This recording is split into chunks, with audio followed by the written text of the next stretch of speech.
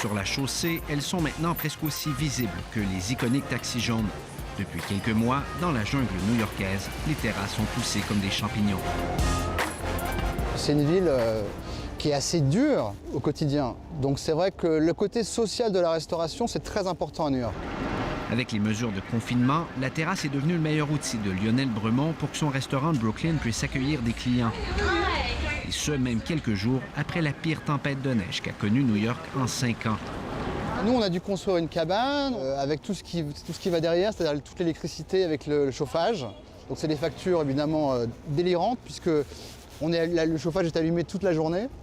Aujourd'hui, il fait très froid, donc ça coûte beaucoup d'argent. Alors par contre, on a rajouté une taxe, Covid tax. Vous ne pouvez pas survivre juste en faisant de la vente à emporter, ça c'est impossible. Les loyers sont tellement excessifs. Pour pouvoir s'installer dans une rue du West Village, le restaurant de Gérald Barthélemy a dû respecter plusieurs normes. L'air extérieur doit obligatoirement circuler et la capacité d'occupation doit être ajustée en fonction du degré d'aération. Ça a été rajouté après aussi. Puis, un mur rempli de sable permet de protéger les clients d'un éventuel accident. Après, on a monté toute la structure. Un investissement de près de 40 000 $. C'est sûr, c'est des coûts. Mais c'est ça où, malheureusement, vous perdez tout. Comme des dizaines de milliers d'autres à travers le pays, l'établissement voisin de celui de Gérald Barthélemy a fermé ses portes. Pour survivre, les restaurateurs se sont donc rués sur les permis qui autorisent l'installation de tables sur la chaussée.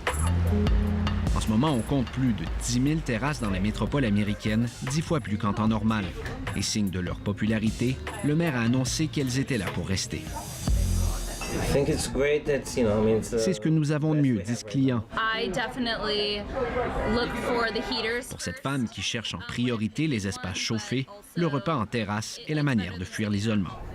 À New York, on veut s'assurer que la pandémie qui a durement frappé la ville ne laisse pas que des cicatrices. Au-delà des terrasses, plusieurs autres projets sont donc évoqués pour améliorer l'environnement urbain.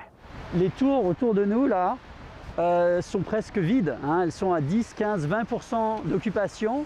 Les employés sont chez eux. Et la plus grande énigme des mois à venir, une fois que le vaccin nous aura aidé à conquérir le virus, c'est est-ce que les gens vont revenir? Jérôme Barthes travaille à la revitalisation de la 5e Avenue, un secteur qui, comme bien d'autres à travers le monde, cherche à se renouveler. Depuis le début de la pandémie, la très dense New York a perdu de son attractivité. Des milliers de résidents ont choisi de la quitter au profit de la banlieue.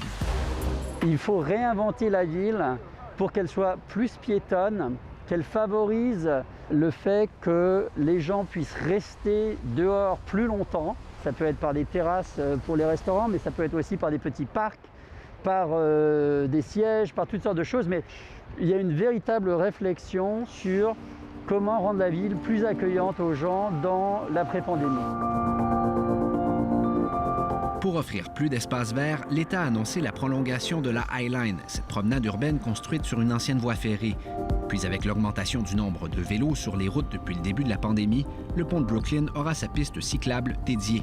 La pandémie aura contribué à ce que le paysage new-yorkais soit remodelé.